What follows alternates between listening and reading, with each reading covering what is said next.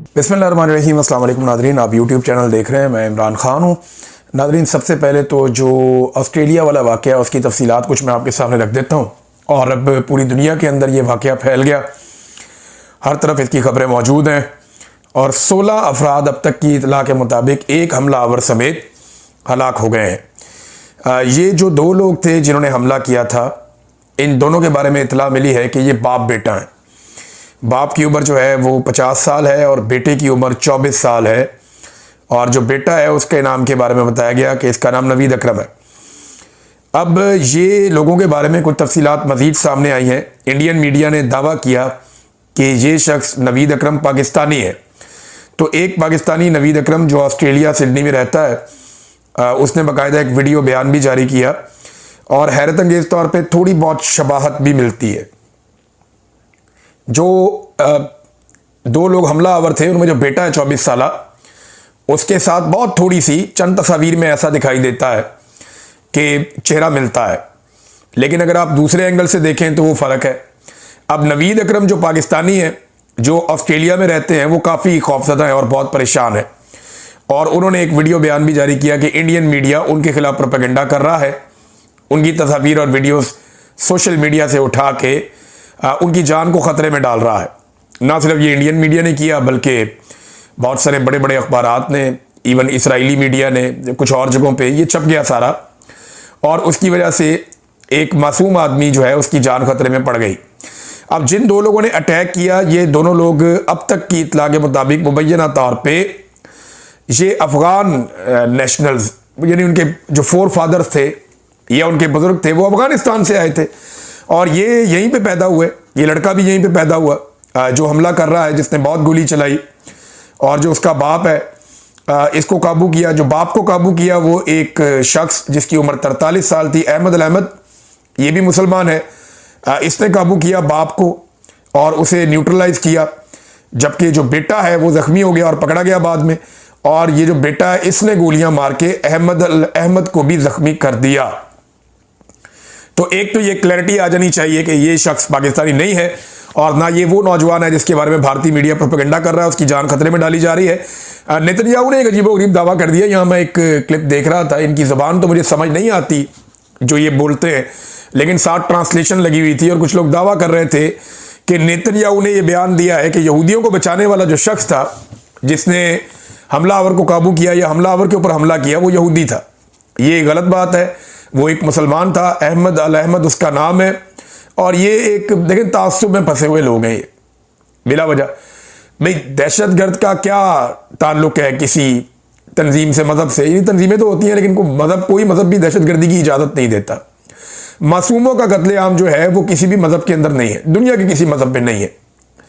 तो जान बचाने वाला शख्स भी मुसलमान था वहां पर, उसने आगे बढ़ के बेशुमार लोगों की जान बचाई है। जैसे ये गोली चला रहे थे, अभी 16 लोगों की हलाकतें बता रहे हमलावर समेत। ये ज्यादा भी हो सकते थे, 50 भी हो सकते थे, 100 भी हो सकते थे, खुदा न खास्ता। उनके बहुत सारे वेपन उनके पास मौजूद थे, बहुत सारे हथियार उनके पास अभी मौजूद थे। बहरहाल अभी पुलिस इसके ऊपर मजीद इन्वेस्टिगेशन कर रही है।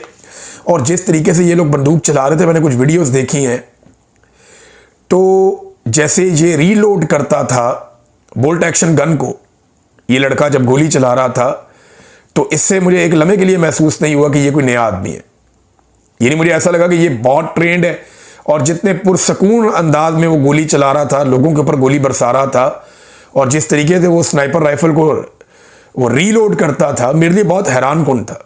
यानी कोई ट्रेंड सोल्जर ऐसे गोली चला सकता है, इतने इत्मीनान से आम आदमी गोली नहीं चला सकता। बहरहाल अब जो वहाँ पुलिस है ऑस्ट्रेलिया की, वो इसमें इन्वेस्टिगेशन करेगी और बहुत सारी चीज़ें आने वाले दिनों में सामने आएंगी।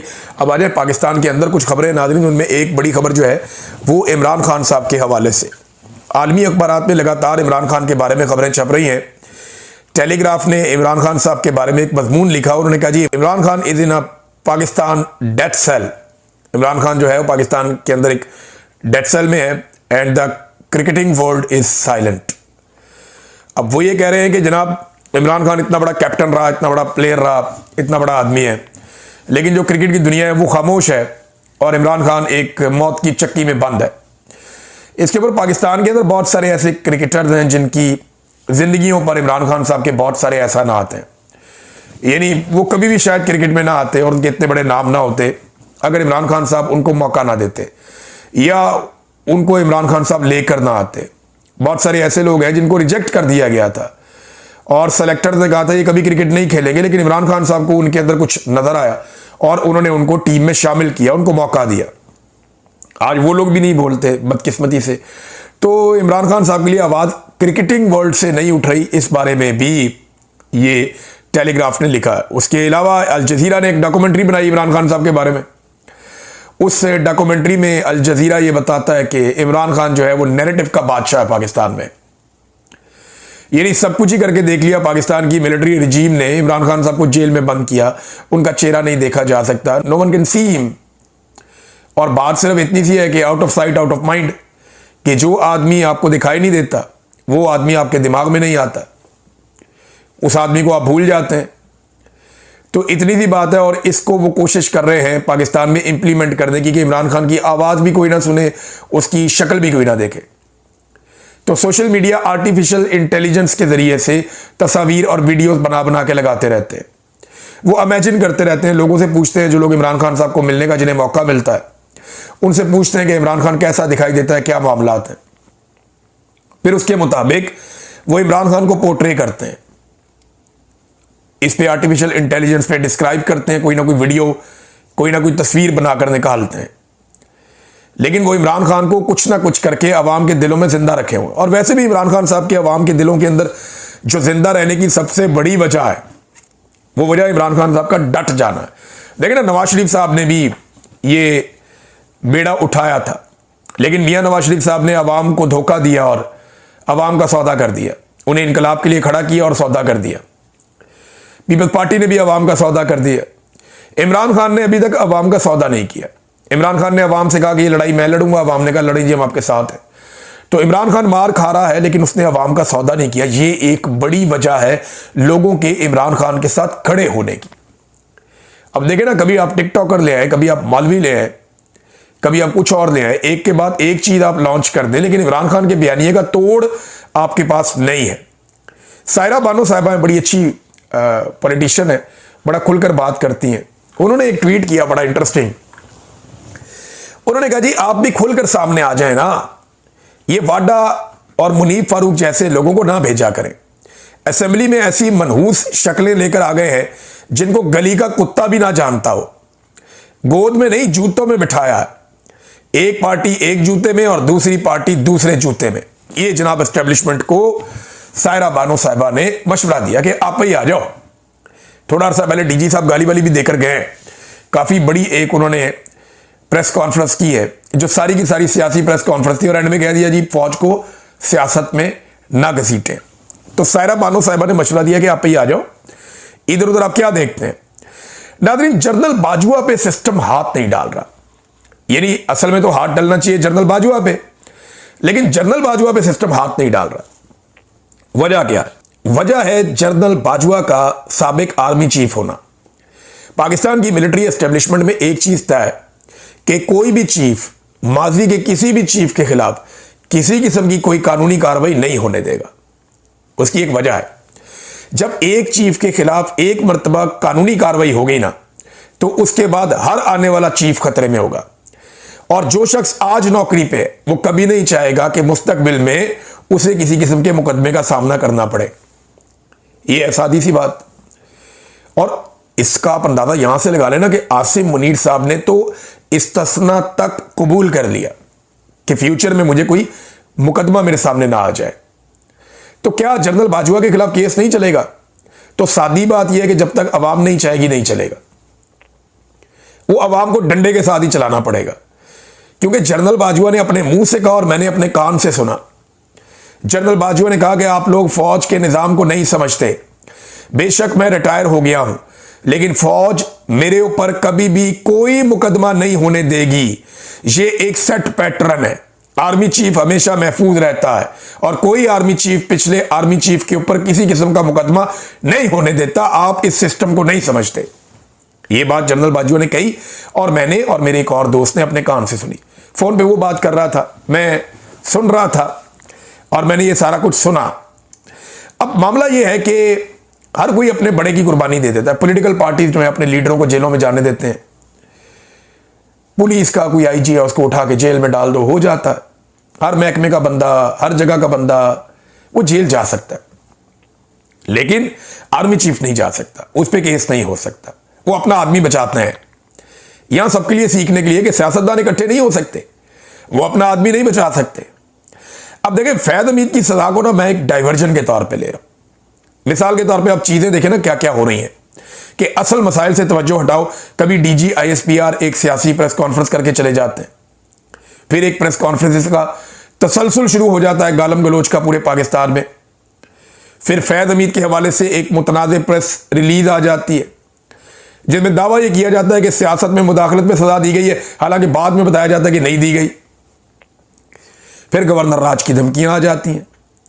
फिर इमरान खान साहब की जेल में मौत की जाली खबरें चला दी जाती हैं। फिर जनाब बाहर से बंदे उठाकर मोहसिन नकवी पाकिस्तान लेकर चला जाएगा, ये चूरन बेच दिया जाता है।